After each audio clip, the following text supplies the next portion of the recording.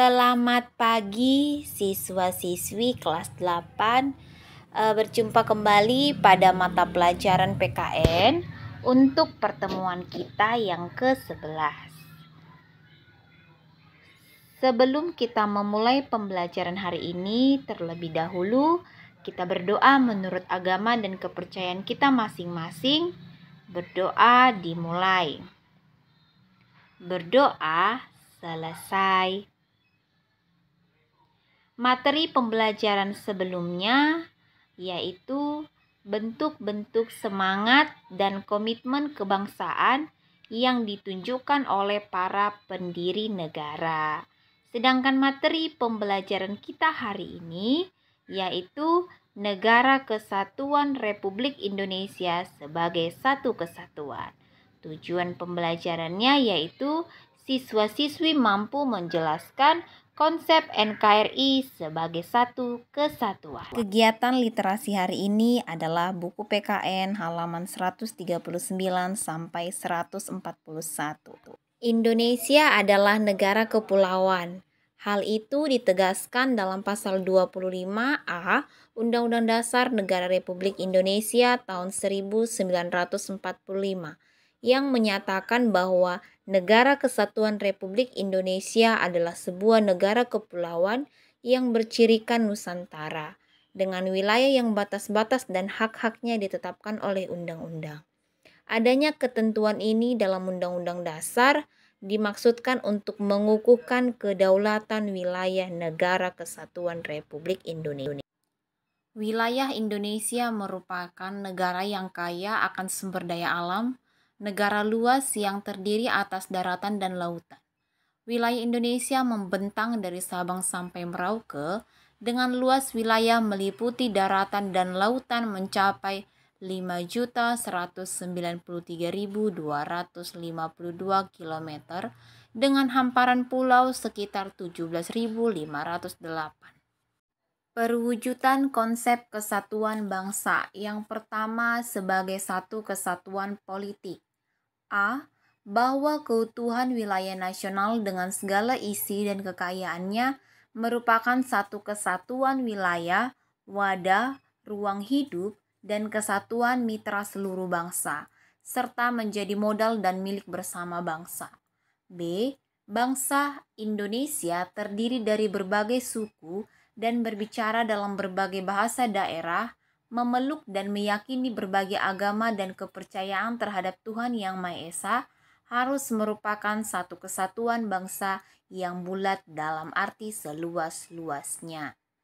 C. Secara psikologis, bangsa Indonesia harus merasa satu, senasib, sepenanggungan, sebangsa dan setanah air, serta mempunyai satu tekad dalam mencapai cita-cita bangsa.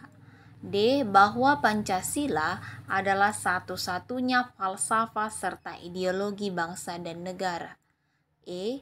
Kehidupan politik di seluruh wilayah Nusantara merupakan satu kesatuan politik yang diselenggarakan berdasarkan Pancasila dan Undang-Undang Dasar 1945.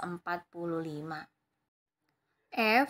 Bahwa seluruh kepulauan Nusantara merupakan kesatuan hukum dalam arti bahwa hanya ada satu hukum yang mengabdi kepada kepentingan nasional. G. Bahwa Indonesia hidup berdampingan dengan bangsa lain, ikut menciptakan ketertiban dunia berdasarkan kemerdekaan, perdamaian abadi, dan keadilan sosial melalui politik luar negeri bebas aktif serta diabadikan untuk kepentingan nasional. Nomor 2. Perwujudan Kepulauan Nusantara sebagai satu kesatuan ekonomi. Artinya bahwa kekayaan wilayah Nusantara baik potensial maupun efektif adalah modal dan milik bersama bangsa. B. Tingkat perkembangan ekonomi harus serasi dan seimbang di seluruh daerah. C. Kehidupan perekonomian di seluruh wilayah Nusantara merupakan satu kesatuan ekonomi yang diselenggarakan sebagai usaha bersama atas dasar kekeluargaan untuk kemakmuran rakyat. Yang ketiga, perwujudan Kepulauan Nusantara sebagai satu kesatuan sosial budaya. Yang pertama, Indonesia adalah satu. Masyarakat Indonesia adalah satu. Peri kehidupan bangsa harus merupakan kehidupan yang serasi dengan tingkat kemajuan masyarakat yang sama, merata, dan seimbang, serta adanya keselarasan kehidupan yang sesuai dengan kemajuan bangsa. B. Bahwa budaya Indonesia pada hakikatnya adalah satu. Corak ragam budaya yang ada menggambarkan kekayaan budaya yang menjadi modal dan landasan pengembangan budaya bangsa seluruhnya, yang hasil-hasilnya dapat dinikmati oleh seluruh bangsa Indonesia. Yang keempat, perwujudan Kepulauan Nusantara sebagai satu kesatuan pertahanan keamanan. A. Bahwa ancaman terhadap satu daerah pada hakikatnya merupakan ancaman bagi seluruh bangsa dan negara. B. Bahwa tiap-tiap warga negara mempunyai hak dan kewajiban yang sama di dalam pembelaan negara. Batas wilayah laut Indonesia, batas zona ekonomi eksklusif, atau disingkat dengan ZEE, merupakan batas wilayah laut dilihat dari segi ekonomi. Batas ini diukur sejauh 200 mili dari garis pantai ke arah laut bebas. Batas ini ditetapkan sejak tanggal 21 Maret 1908. Batas laut teritorial merupakan batas wilayah laut sejauh 12 mil diukur dari garis pantai paling luar Indonesia. Jika berbatasan dengan negara tetangga, maka batas laut teritorial ditetapkan menurut perjanjian dengan negara yang bersangkutan. Selanjutnya, batas landas kontinen, yang merupakan wilayah dasar laut yang di dalamnya tidak lebih dari 200 meter dan jauhnya tidak lebih dari 200 mil. Batas ini ditetapkan tanggal 17 Februari 1969. Deklarasi Juanda 13 Desember 1957 yang menyatakan tentang penentuan batas lautan teritorial yang lebarnya 12 mil diukur dari garis pantai yang menghubungkan titik-titik ujung yang terluar pada pulau-pulau negara Indonesia.